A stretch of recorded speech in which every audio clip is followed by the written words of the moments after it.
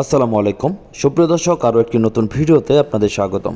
প্রিয় দর্শক, আমার আজকের ভিডিওটি হচ্ছে আপনি যদি ইমোতে কাউকে ভয়েস মেসেজ পাঠাতে চান তাহলে সেই ভয়েস মেসেজটি কিন্তু সে একবারের বেশি শুনতে পারবে না, অটোমেটিকলি একবার শোনার পরে সেটি ডিলিট হয়ে যাবে।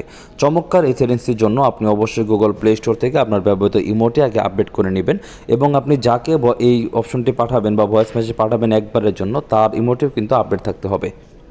আমি সরাসরি আমার ইমো অ্যাকাউন্টে চলে যাচ্ছি। ইমো অ্যাকাউন্ট থেকে যে অ্যাকাউন্টে করতে চাচ্ছি সেই অ্যাকাউন্টের উপরে ক্লিক করব।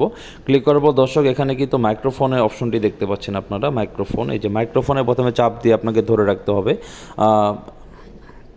আমি মাইক্রোফোনে চাপ দিয়ে ধরে রাখছি। দর্শক এখন কিন্তু দেখতে পাচ্ছেন যে আমি একটি ভয়েস রেকর্ড করে রেখেছি। তো এখানে নিচের দিকে ডান পাশে একটি অপশন দেখতে পাচ্ছেন যে গোল একটি অপশন ওয়ানের মতো দেখা যাচ্ছে।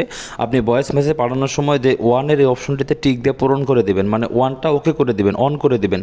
এই ওয়ানটা অন করে যদি আপনি ভয়েস মেসেজ পাঠান তাহলে এই মেসেজটি সক্রিয়ভাবে একবার শোনার পরে অটোমেটিকলি ডিলিট হয়ে যাবে।